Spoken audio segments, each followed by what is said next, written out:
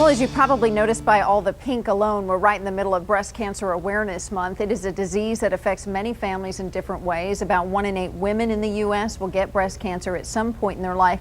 Dr. G, as he is every Tuesday, is with me now from UCSD to talk about the importance of early detection and some of the other things which welcome as always.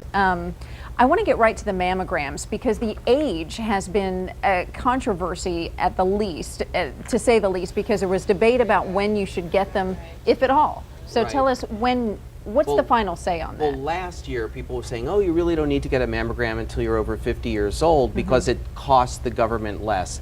But every organization, including the American Cancer Society, recommend that all women start getting their mammograms at age 40. Why? Because if you develop breast cancer, especially under the age of 50, you have a 50% risk of dying from breast cancer. So breast cancer in women under 50 can be very dangerous, and that's why not only is self-examination so important, but getting your mammogram starting at age 40. Let's talk about some lifestyle issues because that interests me. Most people know if there's breast cancer in their family that they definitely need to go get that mammogram perhaps earlier than even 40. But what are some of the lifestyle choices that we can make that may help ward this off? There are a number that we talk about every Tuesday, but first of all, if you have any family member, it doubles your risk. So the lifestyle changes we can all do is exercise. People that don't exercise, people that are obese, have a higher risk of breast cancer. If you drink more than 2 alcoholic beverages a day, that increases your risk as well. And then if you don't have a child until you're over the age of 30, that can also has a risk.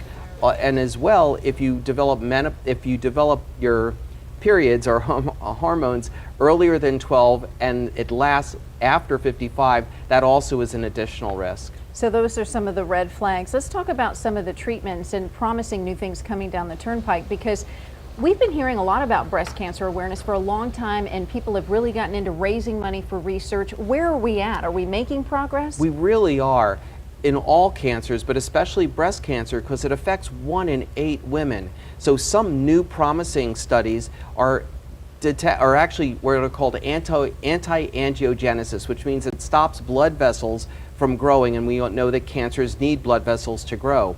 A new study shows that vitamin D levels also are associated with a decrease in breast cancer. So you're higher your vitamin D, you're lower your risk of breast cancer. Now, it doesn't mean we should all go in the sun and get wrinkles and age spots and skin cancer, but taking vitamin D is something you should really discuss with your physician and maybe get a vitamin D level to see where you are at. And we were showing our viewers the graphic that said oncoplastic surgery. What is that exactly? That's what Angelina Jolie had. So basically, when you have a strong history and you may have some abnormal cells in one breast, it's actually getting both breast tissues removed and then rebuilt with either muscle flaps or, in Angelina Jolie's case, with bilateral breast augmentation.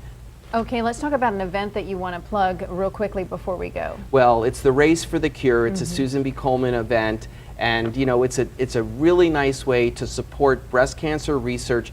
Every dollar matters. You can walk. It's either 3 days or 1 day, and my staff does it every single year. And this year, 50 of them are going out there for Race for the Cure. All right, thank you so much. Think pink, right?